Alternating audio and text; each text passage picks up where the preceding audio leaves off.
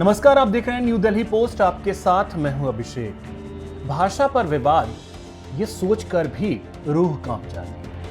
हमारे देश की खूबसूरती अनेकता में एकता है, जहां अलग अलग भाषा, अलग पहनावा, अलग खान पान, अलग रहन सहन, और यही हमारी एकता का प्रमाण है कि सदियों से हम ऐसे ही रहते आए हैं। लेकिन हाल के समय में जिस तरह से कई जगहों पर भाषा को लेकर विवाद सामने आया, उसने सोचने पर विवश कर दिया है कि आखिर ऐसा क्यों। आज महाराष्ट्र से लगातार ऐसी तस्वीरें सामने आ रही हैं जो दिल दहला देने वाली। मराठी ना बोल पाने या ना बोलने पर हिंदी भाषियों को पीटा जा रहा है।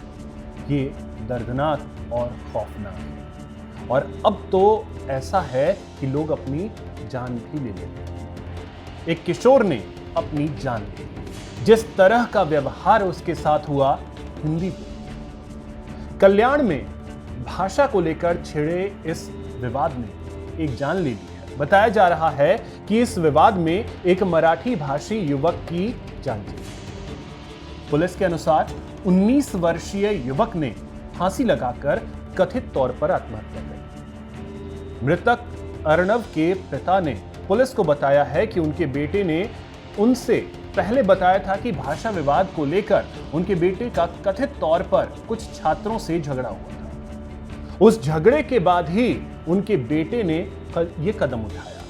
हालांकि पुलिस अभी इस मामले की जांच कर रही है। पुलिस ने मृतक छात्र की पहचान अर्णव के रूप में की है। इस मामले में अर्णव के पिता जितेंद्र खैर ने कहा है कि मेरा बेटा रोज की तरह कॉलेज के लिए निकला। सुबह ट्रेन में बैठकर जा रहा था तो ट्रेन में धक्का मुक्की शुरू हो गई, तो सामने उसके एक हिंदी भाषी था। वह अब कौन था मैं ये नहीं कह सकता कि वो यूपी का था या कहीं और का रहने वाला था। तो वह समझ गया होगा शायद उसके हाव भाव से, इसलिए उसने बोला कि वह हिंदी भाषी लड़का था। जितेंद्र खैर ने आगे कहा कि मैंने उसे बताया कि मेरे ऊपर धक्का आ रहा है, तो उसने हिंदी में उससे कहा कि भाई थोड़ा आगे धक्का दो, मेरे ऊपर धक्का आ रहा है। तो उसके जो बाकी साथी थे उन्होंने डायरेक्ट उसके गाल पर थप्पड़ जड़ दिया। एक ने मारा और उसे कहा कि तुझे मराठी बोलना नहीं आता क्या, मराठी बोलने में शर्म आती है क्या। और उसे और मेरा बेटा डरते डरते मुझे यह बता रहा था कि उसको बोला कि तुझे मराठी बोलने में शर्म आती है। मैंने उससे फिर पूछा कि तुझे क्या बहुत मारा, तो वो बोला हाँ पापा। वे बहुत सारे लोग थे और मुझे डर आया। मैं बहुत डर गया था, इसलिए मुझे मुलुंड उतरना था, लेकिन मैं ठाणे में ही उतर गया और फिर अपने कॉलेज गया। वो बहुत डरा। हम घर में कभी भी गाली गलौज का इस्तेमाल नहीं करते, अपशब्दों का इस्तेमाल नहीं करते, यानी अपने अच्छे संस्कार ही हमने अपने बच्चे को दिया। शायद मुझे मेरे बेटे को रफ एंड टफ बनाना चाहिए था। ये अर्णव के पिता का था, यानी वह भी पलटकर जवाब देता, लेकिन उसने ऐसा नहीं किया।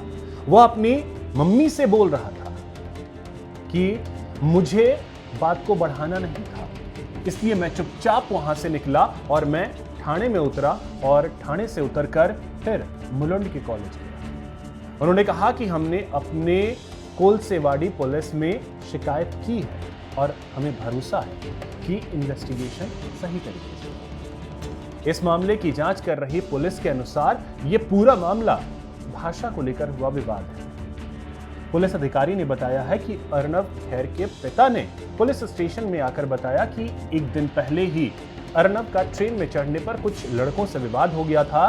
भीड़ में मौजूद इन लड़कों ने उसे पीटा था, जिसके कारण वह मानसिक तनाव में था। उनके पिता ने संदेह जताया है कि इसी कारण से उसने घर आकर आत्महत्या की। अब जरा सोचिए कि एक 19 साल का लड़का जो मराठी था, वो मराठी बोलना भी जानता था, महाराष्ट्र का ही रहने वाला था, उसने अपने साथ हुए व्यवहार से परेशान होकर अपनी जान ली। अगर ऐसा है तो मराठी मानुष जाइए और अर्णव के पिता को आप जवाब दीजिए। क्या जवाब देंगे? हिंदी से इतनी नफरत क्यों? भाषा एक संवाद का जरिया है, वो किसी भी तरीके से, किसी भी भाषा में हो, हिंदी हो, तमिल हो, तेलुगु हो, मराठी हो, कन्नड़ हो, मलयालम हो, भोजपुरी हो, मगही हो, बंगाली हो, कोई भी भाषा कभी भी तोड़ती नहीं बल्कि जोड़ती है।